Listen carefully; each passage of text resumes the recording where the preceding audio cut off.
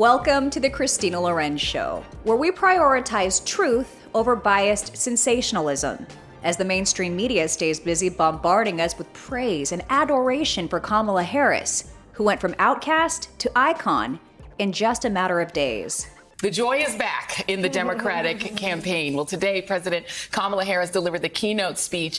I am blown away by her digital operation. Yeah. She's had 24 hours to stand this up. She is all over TikTok. Yeah. She has turned things that seemed cringy into making her seem cool. All the things that were cringy about Kamala, her laugh, the coconut tree comment, being unburdened by what, all those weird things she said, she's gone from cringe to cool in 24 hours. The Urban Dictionary defines cringy as someone or something that makes you embarrassed to be part of the human race. But somehow, Kamala Harris went from being cringy, as described by her very own party, to a really fun lady. Hard work is good work. Hard work is good work. The thing that we like about hard work is we have fun doing hard work. Like, everybody needs to be woke. And you can talk about if you're the wokest or woker, but just stay more woke than less woke. Yeah. Isn't she great? Yeah, girl, I'm out here in these streets. Although the news cycle moves at a pace that's nearly impossible to keep up with these days, it's important to take a moment to pause and note that the seismic shift in her likability demonstrates the power of the legacy media's propaganda machine and their ability to drastically alter public perception in the blink of an eye. Because the difference lies not in Kamala. AI is kind of a fancy thing. It's, first of all, it's 2 letters. It means artificial intelligence. But in the legacy media's approach to covering her. Are you ready to make your voices heard? It's been kind of a joyous explosion. Kamala is still the same old Kamala.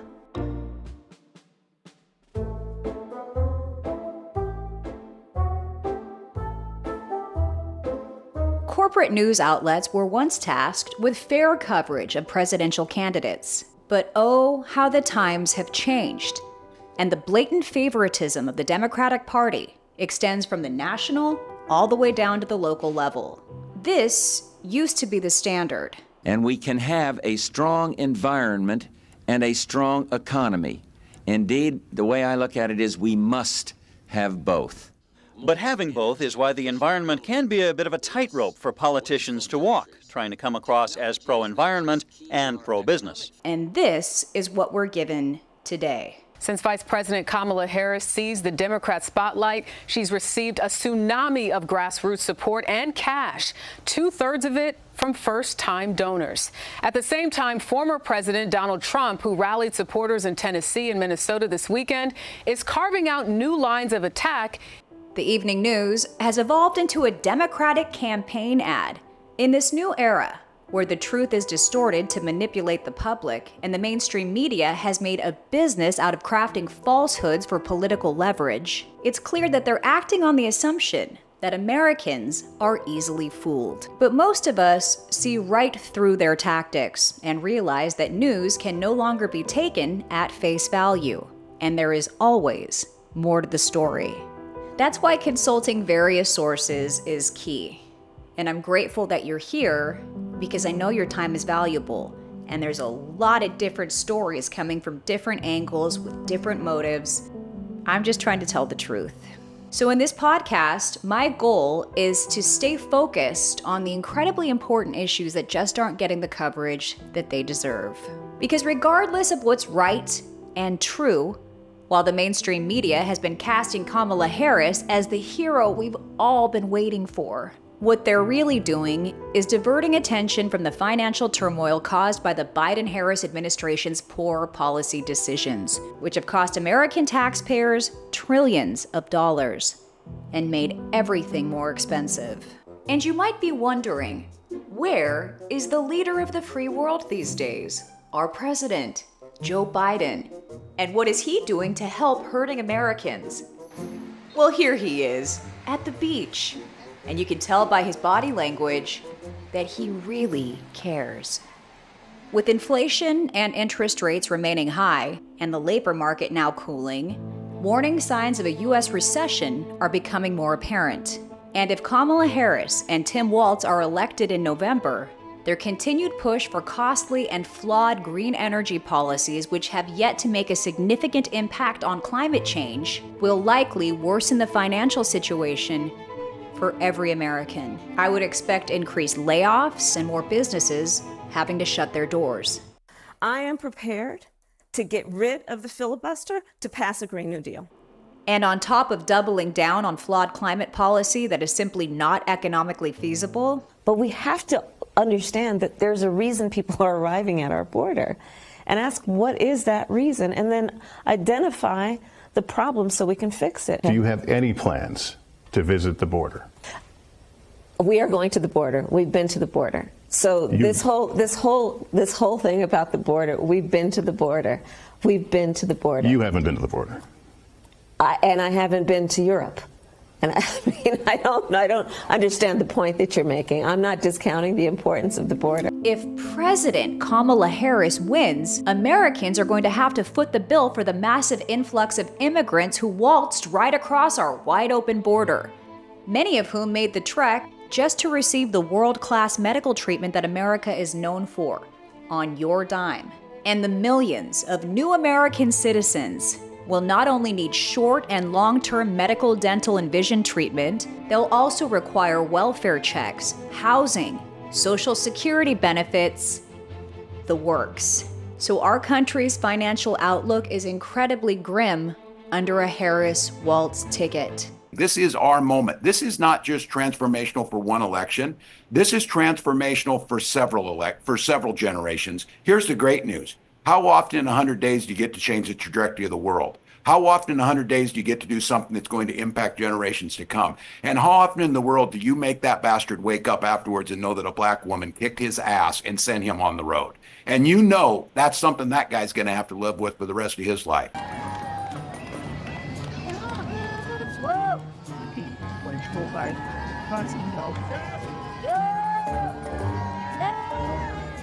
Don't you just love his hipster talk and casual attire? It's like he's always ready for a nap on the couch. Don't ever shy away from our progressive values. One person's socialism is another person's neighborliness. Just do the damn work. At least he's not afraid to say it.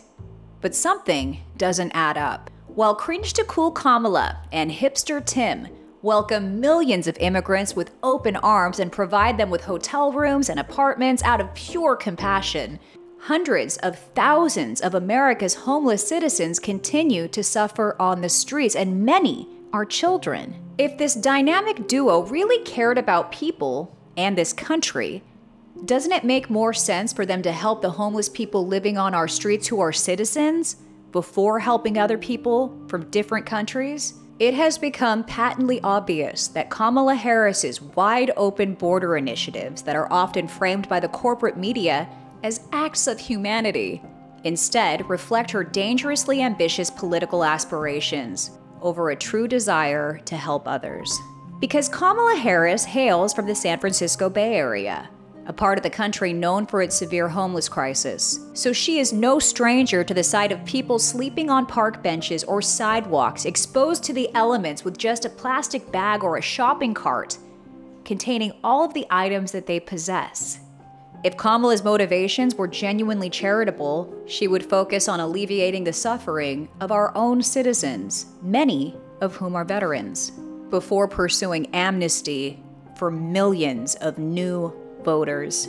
Dr. Robert Marbut Jr. has worked on issues to help remedy American homelessness for over 3 decades, and he's known as the leading expert in the field.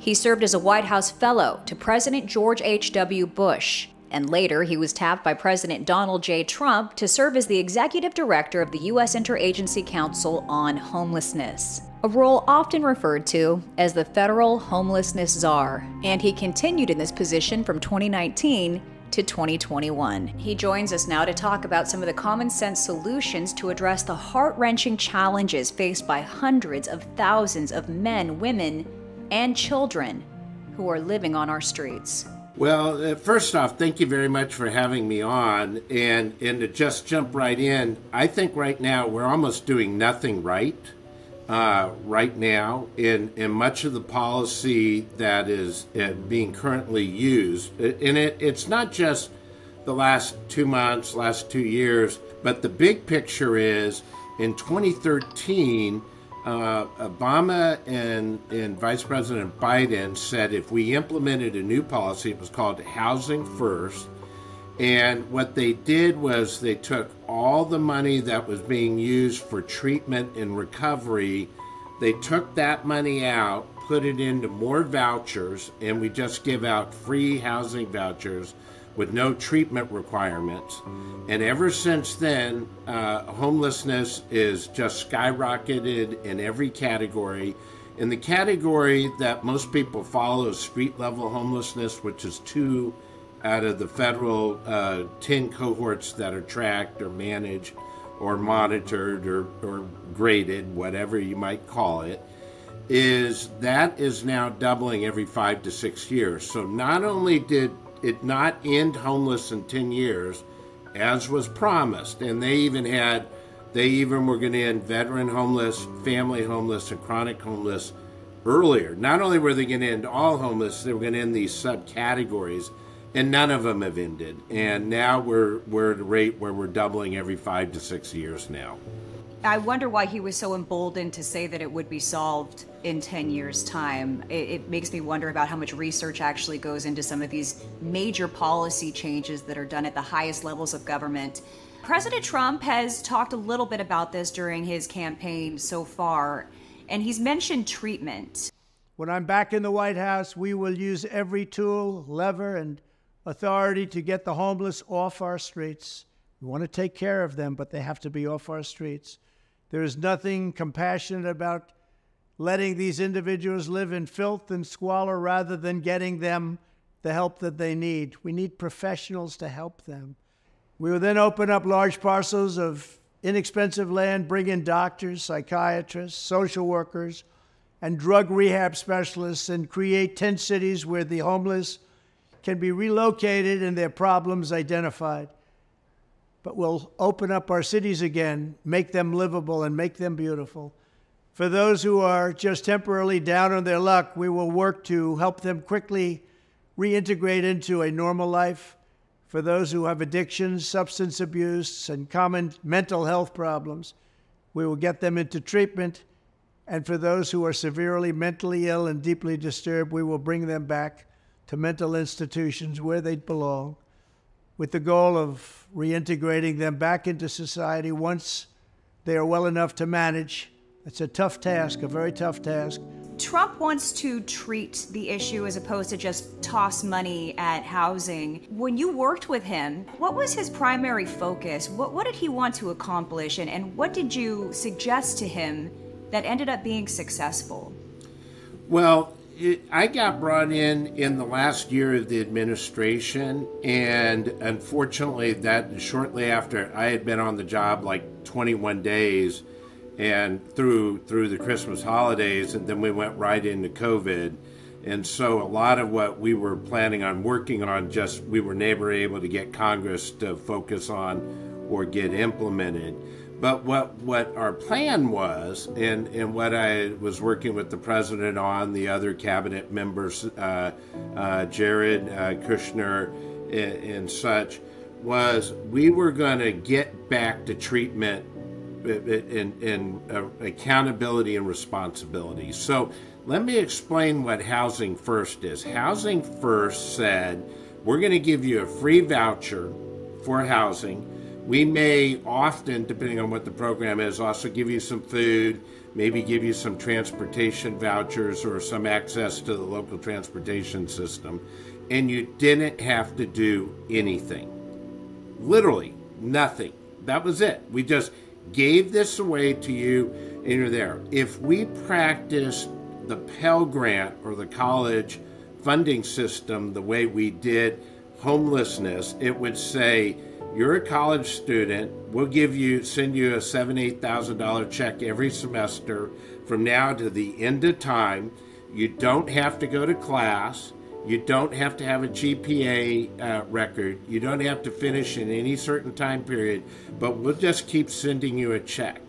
Literally, that's what we did. And what we know with metaphysical certainty, and the best research ever done was by the California Policy Lab. It was the largest study ever done. And by the way, it's not a right think tank. It's sort of a left side think tank research, University of California, Berkeley, and UCLA. And what they found was 3/4 of the people living on the street, experiencing street level homelessness, had untreated mental illness, and they had a co-presenting substance abuse. So that was 3/4. 50% of the group self-reported. Think about this. This is self-reported, and that number is always lower, but they self-reported that substance use disorders and untreated mental illness were their primary cause and their focus of their loss of housing and becoming and starting to experience homelessness. So if we know 3/4 have this issue, and 50% are saying that they're sort of saying, we know this is a problem, why aren't we focused on the substance use disorder? And right now, fentanyl has just changed the game, just so dramatically in the last 3 years.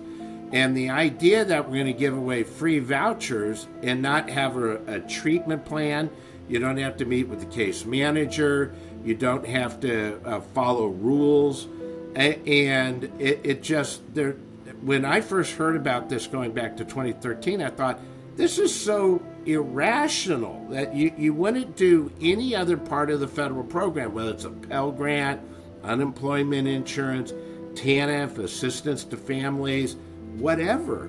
But with homeless, we somehow were saying, you're a victim, so we're not going to require you to do anything. It is actually so undignified in a way of a person experiencing homeless.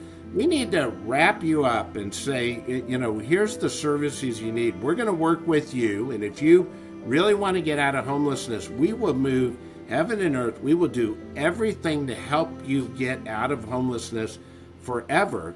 And that requires treatment. It requires recovery programs. And the great news is Salvation Army, the Union Gospel Rescue Network, which is now the City Gate Network, they're real good at this. They've been doing this for over 100 years, so they know how to do it, and they want to do it and can do it. And candidly, in 2013, for some people, I think it was an honest attempt. They thought, all right, let's take the money out of programming so we can get more vouchers. I think there was probably some people who were well-meaning, but there also were other people who are saying, we don't want to work with faith community. We don't want to work with the faith-based community, and we want to secularize this program. And I remind everybody that shortly after the Civil War, we had a lot of people experiencing homeless around America, and there were three major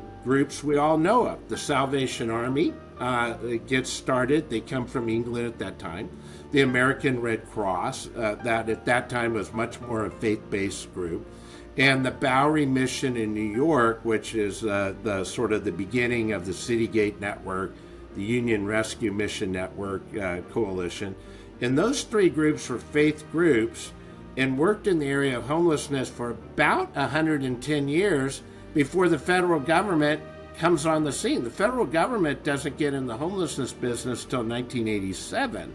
And so they threw out all of what we learned and what we were doing. And by the way, when they took it over, things have gotten significantly worse. So the moral of the message is sometimes bad government policy can make things significantly worse. I think what's really hard for people with mental illness, because they don't have anywhere to go, they're cast out to the fringes of society. And the isolation, the feelings of, nobody cares about me, I think that this exacerbates the problem. What I love about what you do is Jesus talks about the least of these. So I deeply respect what you've given your life to. I do wonder if President Trump, former President Trump, is reelected, if he were to tap you to come back and work for his administration, would you do it? And if so, what's the first thing that you would do? If President Trump or his team called, I'd be back in a heartbeat. He's talked more about homelessness than any of the prior presidents all combined. I mean, he went, there was a specific thing that happened, I think, in August of 2019, when he was out in California, and he was just shocked with what was going on with Skid Row. The great thing about President Trump is when he picks a topic and says, we're going to go fix this, he means it. And he says, we're going to go get this fixed, we're going to use common sense, we're going to get after it, we're not going to make it a bureaucratic response. He just wants to know, what does it take to get it fixed, and go do that.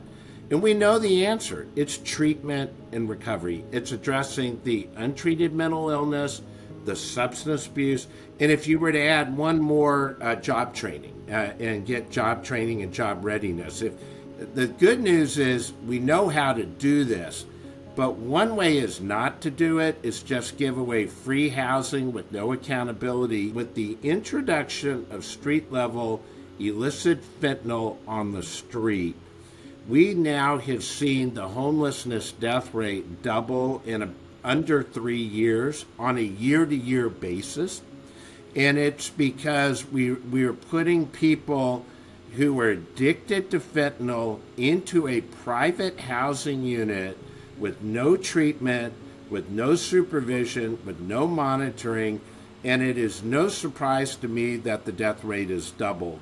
I spent a lot of time when I was in the White House going up and down the West Coast where it's especially acute. San Francisco is by far the worst epicenter. And in San Francisco, that's a place that was doing a safe consumption site. And there's nothing safe about a safe consumption. And that, for those of you who don't know, the City and County Health Department of San Francisco was spending $23 million a year to set up a site right downtown, right by City Hall, right downtown, where you can come and do your fentanyl. And it to me, it is mind-boggling that we're using taxpayer dollars to buy your torch, to buy your straw, to buy your foil, to get you into a place and do drugs funded by the government. They call that harm reduction, and it is harmful. And to me, the simplest way to put it is right now in America, in places like San Francisco and the West Coast, we are making it so easy to get high and so hard to get treatment. We need to flip that on the head. We need to make it where it's easy to get treatment and not to get high. And in particular, we shouldn't be using taxpayers' dollars to enable you to get high. We should be using taxpayer dollars to get you treatment, not to get high. You know, of course, I have to talk about the open border because in Mexico, it's actually legal to import some of the precursor chemicals to make fentanyl. They can legally import those chemicals, cook up the fentanyl, press it into pills, and then it comes flooding across our open border. And so I do wonder, when you think about the homeless crisis that we're already dealing with, compounded by, potentially 13 million new citizens, what do you forecast for the homeless population going forward? I know you said that it would probably double every 5 years. Is that factoring in what's happening at the border? The doubling of street-level homelessness is actually a President Biden's number. That's what's mind-boggling. I think the number is actually worse, and I think it's going to get exponentially worse. But I'm also doing a documentary now. We're calling it Fentanyl Death Incorporated. And what we have found is that all of our borders are porous. I mean, our southwest border is well documented, well understood. The cartels have been bringing drugs. But as effort had been made in the southwest border, you've now had about 30 super labs up in Canada getting closed down. But they all seem to go back somewhere or another. If you backtrack it, it goes bad to bad actors out of China and the Mexican cartels. we got a lot of bad actors bringing in this fentanyl and killing our next generation while they're making a lot of money. And that's what, we got to have a total response of government in order to go after fentanyl. I interviewed a mom about 3 weeks ago up in DC whose 4-year-old child died of fentanyl poisoning. He wasn't an addict. He had never seen fentanyl before, and apparently he was in an apartment and there was fentanyl around, and unfortunately fentanyl tablets now can come, they almost look like Skittles, I guess, and so they make them in colorful form and such, and the best that the police can tell was the 4-year-old child, almost a baby, just picked up a pill. And fentanyl is so dangerous, and that 6 out of 10 dosings on the street are fatal levels. That's what DEA is starting to find. And when you have such an open border that the pills are coming across, and now the precursors, we're starting to see precursors brought into the United States, brought into Canada, and we're just flooding all of our borders now with fentanyl, that we're really in an existential crisis, and we got to wake up America. We got to get moving on this, or we're going to have a whole generation die. As the mother of a 4-year-old, that's just a devastatingly sad story that you shared, but it drives home how deadly this drug is. And I wish that the Democratic Party would take a closer look at that aspect of it, the fentanyl alone, and at least address that head on. I think it's going to take a lot of very smart people like you coming together and really trying to process exactly how to tackle this, because it's become so large. I do want to talk about your movie, Americans with No Address. The documentary was phenomenal. We had a great team working on it with Robert Craig Films and Stephen, our editor. And what's cool is we're really starting to get sort of people on both sides of the aisle to work on it, to start to realize we were in Nuttyville and we need to stop that. And so Billy Baldwin's our narrator. Clearly, Billy and I have done a lot of joint things, and clearly he and I don't have a lot of political overlap in a lot of areas, but on this issue, we're coming to sort of what a common sense middle that says we got to address it. And that's what was so good when President Trump was in office. He was getting very, very focused on homelessness, and then the COVID happened, and that obviously derailed a lot. But the movie is really it's eye-opening. I mean, I've watched it now 100 times. And every time, even though I helped produce it and did some of the editing and the interviews, I still hear something. I go, God, I missed that. Or somebody said something, and it provides a new meaning. And so I hope everybody will take a chance to go watch the documentary, and then later, in the next few months after that, we will have the theatrical movie. Which is, stars Billy Baldwin and Beverly D'Angelo, and Ashanti's in it, Xander Berkeley, a lot of different people from all sorts of really, it's a really entertaining movie, and it's a really gripping movie. But what I like is a subject matter expert. The 5 main themes in the movie are come directly out of things we've seen on the street, that they're sort of inspired by true events, if you will. Well, thank you for your time. I've already taken up about 10 minutes longer than I said that I was going to. No worries, no worries. So much. God bless you.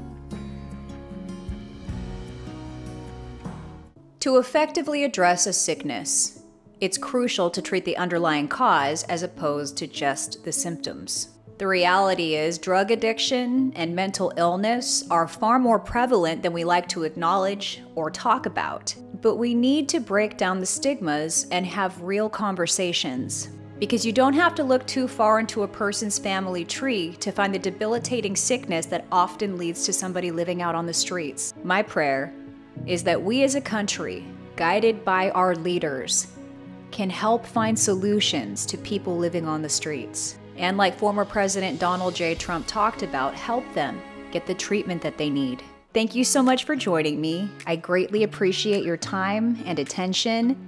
Please like and subscribe on YouTube and iTunes, wherever you find this podcast. As you can imagine, being a conservative podcaster in today's political and social climate is difficult, especially being a new podcaster, but I'm going to keep going because these stories need to be heard, and we need more people speaking up right now. There's too much at risk. I'll see you in just a few days with a brand new episode. Thank you, and God bless you.